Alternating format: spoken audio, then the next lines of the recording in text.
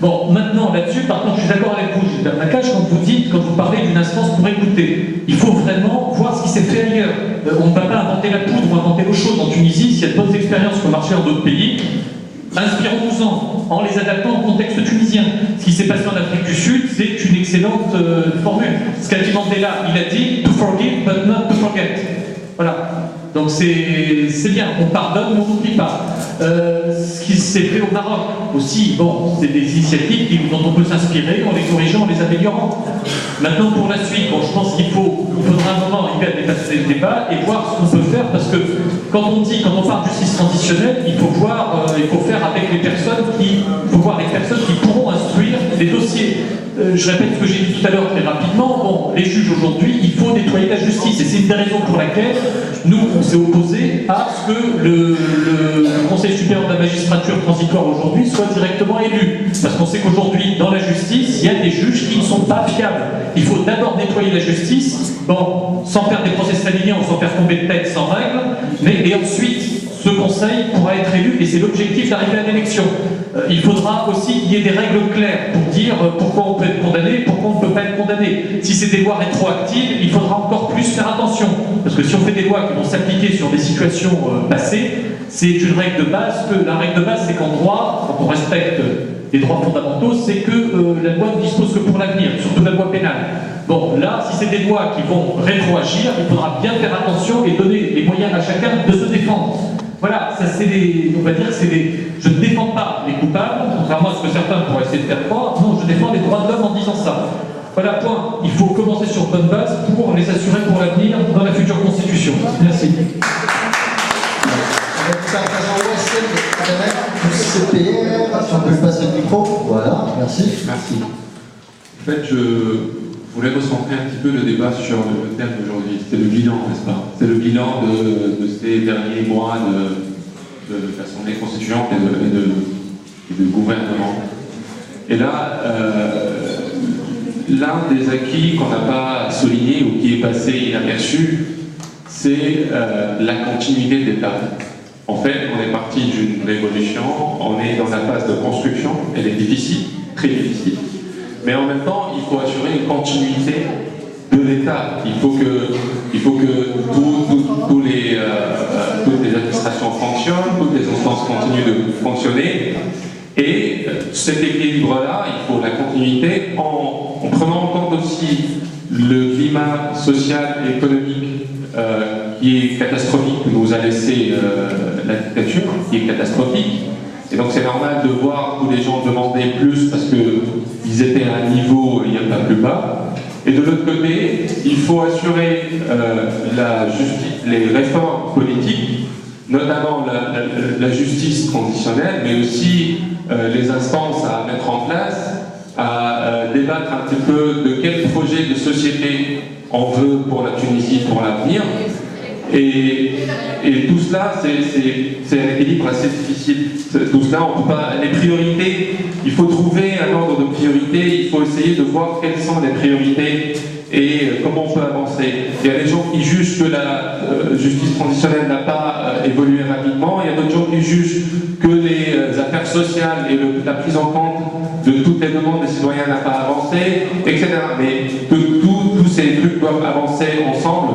Mais le plus important, c'est que nous, on a mesuré au CPR, même avant les élections, c'est que cette phase post-électorale, elle est d'une extrême importance. Elle est d'une extrême importance, et pour nous, ce n'est pas une phase dans une démocratie qui a duré depuis des centaines d'années. On est vraiment à la toute première étape. Et on aurait voulu, on a même demandé à ce qu'il y ait un gouvernement d'union d'intérêt national, parce que c'est une phase de construction où tous les Tunisiens, toutes les compétences, toutes les forces politiques du pays auront à apporter quelque chose. C'est une phase de construction où le consensus est très important. Et ce consensus, on l'aurait peut-être atteint beaucoup plus efficacement si on était tous les partis qui œuvraient dans le même sens. Donc par rapport aux Tunisiens et leur intérêt aux questions d'ordre public, nous avons remarqué que tous les Tunisiens le nombre d'associations, le nombre d'adhérents au sein des partis. On est passé d'une dizaine de personnes à des dizaines de milliers de sympathisants au bout de 10 mois. Je ne sais pas si vous vous rendez compte de l'évolution. C'est difficile à gérer, mais ça veut dire quoi? Ça veut dire qu'il y a des gens qui s'intéressent de plus en plus aux partis politiques. Il y a des gens qui s'intéressent de plus en plus aux associations. Il y a des gens qui s'intéressent de plus en plus aux questions d'ordre public. Et c'est peut-être le garant, c'est ça le garant final, que quoi qu'il arrive, même les arséniques voudraient revenir d'une façon ou d'une autre. Les hommes d'affaires qui y participé et qui profitaient de l'ancien régime voudraient éventuellement revenir pour continuer à donc avoir les intérêts et les défendre. Mais l'intérêt de chacun d'entre nous, de chaque Tunisien, pour les questions d'ordre public est le seul garant pour qu'il n'y ait pas un retour en arrière. Et donc moi j'aimerais bien finir sur cette note positive, et je pense qu'on est tous là, le moteur de nous tous qu'on a, c'est justement d'aller dans ce sens-là. Alors, on va écouter la question de monsieur Cameron, ou monsieur, allez-y. D'accord, il va vous présenter, allez-y.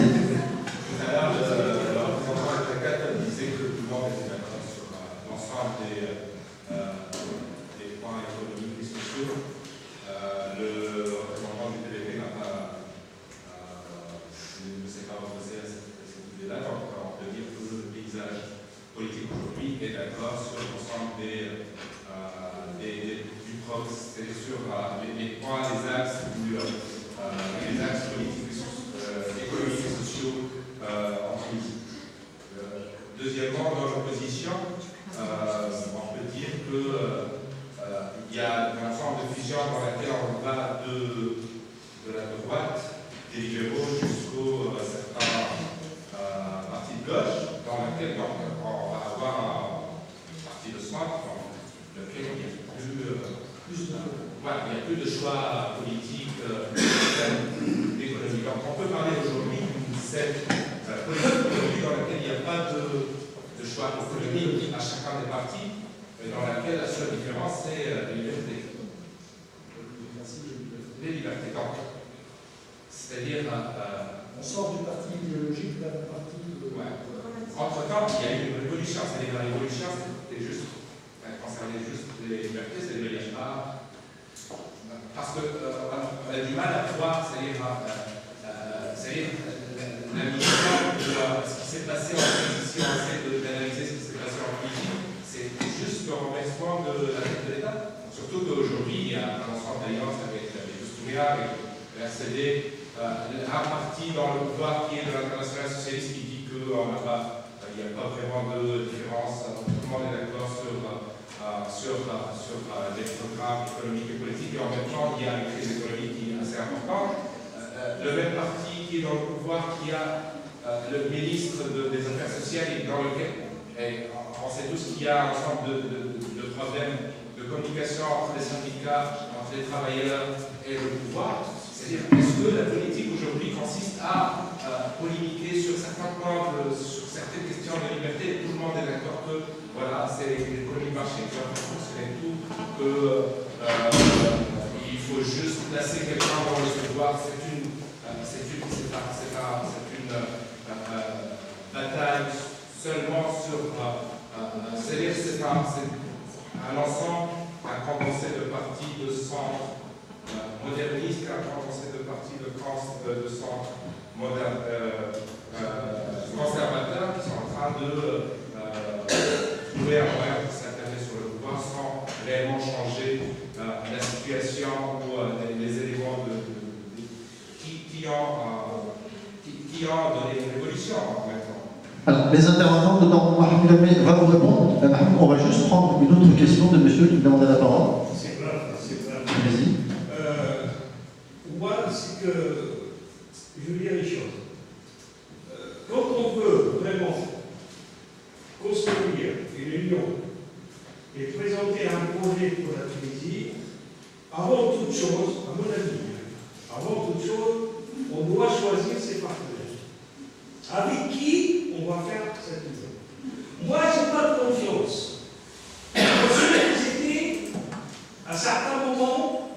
l'histoire de la Tunisie, qu'ils ont commis des actes qui ont entraîné des souffrances, qui ont entraîné des tortures, que bien aujourd'hui, soit qu'ils s'associent avec d'autres, soit qu'ils veulent faire des soi-disant du projet des meilleurs pour le peuple tunisien, je n'ai pas confiance.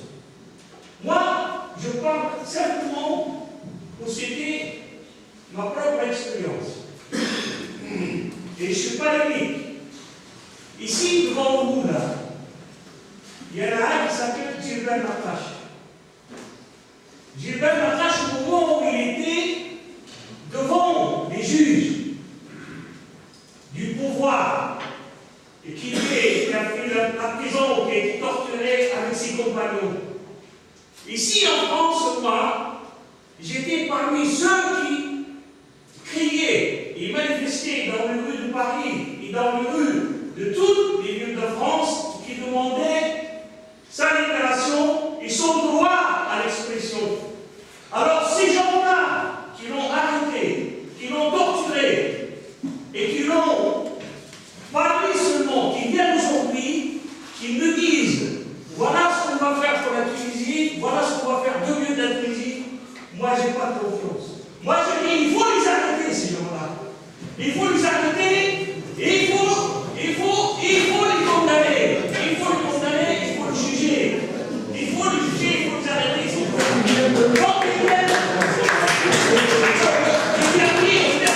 Le dernier chef de gouvernement, le Premier ministre, moi je l'ai connu quand j'étais jeune en Tunisie avant de venir en France. Moi je l'ai connu, je connais même sa famille. Parce que j'étais à l'époque un garçon de course que je lui ai apporté à sa maison du bon matin, la crème, le lait, le rose. Parce que j'étais un garçon de course, je l'ai connu. Et en ce moment-là, il était quoi, lui? Il était quoi, ce bonhomme-là? Il était le chef de la sûreté nationale. Jusqu'à 1966, il est passé le ministre de l'Intérieur. Combien de gens qui sont passés sur ce genre? Combien de gens, en commençant par le Smith, en commençant par tous les militants de droite de l'homme et tous les militants de gauche? Combien de gens? Alors maintenant, il est Premier ministre et qu'il vient encore à nouveau. Voilà, il était Premier ministre. Voilà, je vais créer et je vais faire pour la Tunisie. Moi, je n'ai pas de confiance. Moi, je dis qu'il faut l'arrêter. Oui. C'est ça.